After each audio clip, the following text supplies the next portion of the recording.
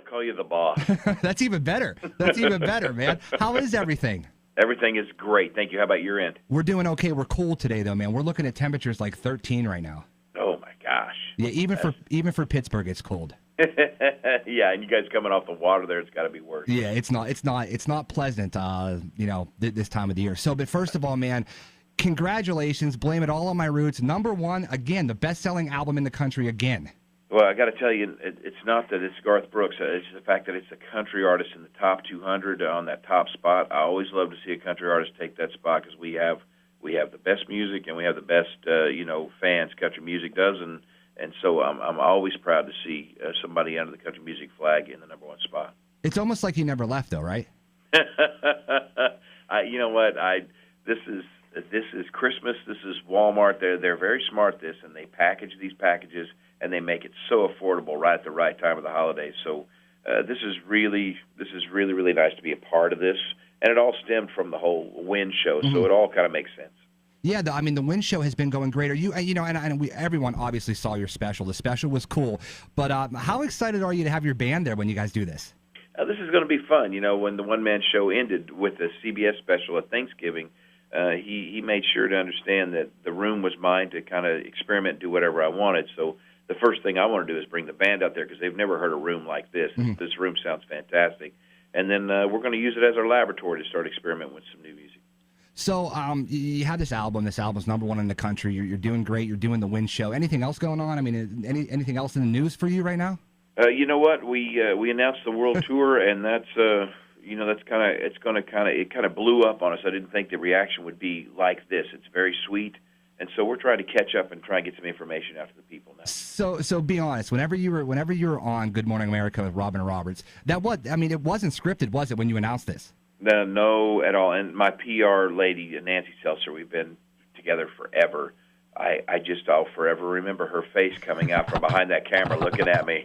Her face was just white. She's like, "Oh my God, you just say that?" And I know my guys all scrambled. So, but looking at Robin Roberts, she's so sweet, and we have such a history together. It just seemed the right person at the right time.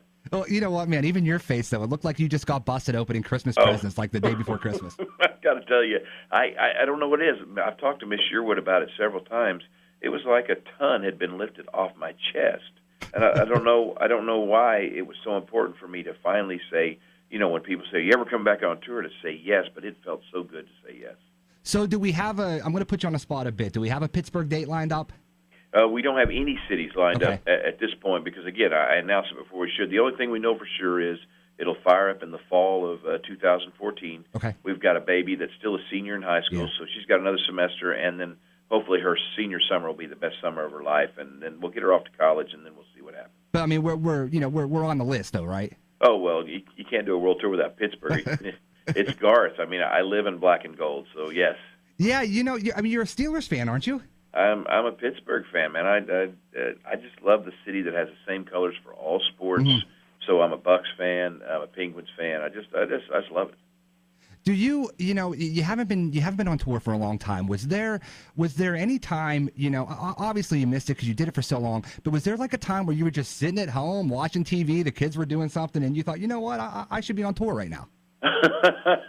No, it all flew by so fast you never had time to think of it, and the Win deal kind of allowed me to do both. I describe the Win deal as the thing that changed our lives without changing anything in our lives, and it was really wonderful. So that kind of cured that. If there was ever a Jones or an Itch to do it, the Win show did it, because the truth is, if I can't tour 24/7 and just be as loud as I want 24/7, then touring's not fun.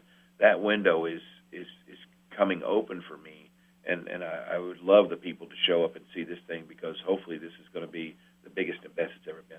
Well, have you? I know you said you're so early in the planning stages of this, but have you guys decided? Are you going to be doing? Or you said it's in the fall, so are you looking at more arenas?